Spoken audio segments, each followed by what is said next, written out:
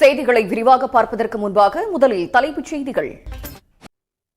தமிழகம் முழுவதுமாக சுட்டெரிக்கும் வெயிலையும் பொருட்படுத்தாமல் வேட்பாளர்கள் தெரு தெருவாக சென்று வாக்கு வேட்டையாடி வருகின்றனர். செய்திகளில் தொடர்வது சிறிய இடைவேளை. திருவாரூர் மாவட்ட மன்னார்குடி சட்டமன்ற தொகுதி திமுக வேட்பாளரும் அமைச்சருமான டிஆர்பி ராஜாவை ஆதரித்து துணை முதலமைச்சர் உதயநிதி பரப்புரையில் ஈடுபட்டார். அப்போது பேசிய அவர், எடப்பாடி பழனிசாமி நம்பர் 1 துரோகி என்றும் துரோக கூட்டத்திற்கு சரியான பாடத்தை புகட்ட வேண்டும் என்றும் பேசினார். முன்னாள் முதலமைச்சர் எம்ஜிஆர் முதல் முறையாக போட்டியிட்ட தொகுதி குறித்து நடிகர் கஞ்சா கருப்பு தவறான தகவலை தெரிவித்த போதும் அதிமுகவினர் விசிலடித்து உற்சாகம் அடைந்தது காண்போரை வியக்க வைத்தது. திண்டுக்கல் நாகல் நகரில் நடைபெற்ற கூட்டத்தில் பேசிய அவர் இவ்வாறு தெரிவித்தார். லஞ்ச ஒழிப்புத்துறை இயக்குநராக சந்தீப் மிட்டல் பதவியேற்குமாறு டிஜிபி சந்தீப் ராய் ரத்தோர் உத்தரவிட்டது சர்ச்சையை ஏற்படுத்தியுள்ளது. செய்திகளில் தொடர்வது சிறிய இடைவேளை.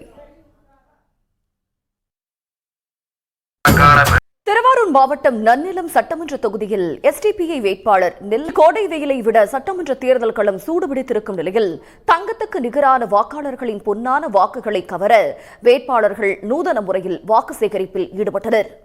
வாக்குப்பதிவுக்கு இன்னும் 10 நாட்களே இருக்கும் நிலையில் பல்வேறு கட்சி வேட்பாளர்கள் வீதி வீதியாக சென்று தீவிர பிரச்சாரம் மேற்கொண்டனர். கவனிக்காதவர் மக்களை எப்படி கவனிப்பார் என்று கோவையில் வாக்கு சேகரிக்க சென்ற தாவேகாவினரிடம் விஜய் குறித்து பெண்கள் கேள்வி எழுப்பினர். விஜயகாந்தை விட விஜய் ஒன்றும் பெரிய ஆள் இல்லை என்றும் காட்டமாக கூறினர். 1 மணி நேரத்திற்கு மேலாக நடைபயிற்சி மேற்கொண்டவாறே முதலமைச்சர் மு.க.ஸ்டாலின் பொதுமக்களிடம் வாக்கு சேகரித்தார். அப்போது செய்தியாளர்களை சந்தித்த அவர், தோல்வியின் விரக்திக்கு சென்றுவிட்டதால் எடப்பாடி பழனிசாமி அவதூறு பேசி வருவதாக விமர்சித்தார். செய்திகளில் தொடர்வது சிறிய இடைவேளை. ஜனநாயகன் திரைப்படத்தை கசிய விட்டதற்கு ஒன்றிய அமைச்சர் எல் முருகன் தான் காரணம் என்று ஆதவ் அர்ஜுனா கூறியிருந்த நிலையில் அதற்கு பாஜக மறுப்பு தெரிவித்துள்ளது. எல் முருகன் மீது குற்றம் சாட்டிய தாவேகாவுக்கு பாஜக தலைவர்கள் கண்டனம் தெரிவித்துள்ளனர்.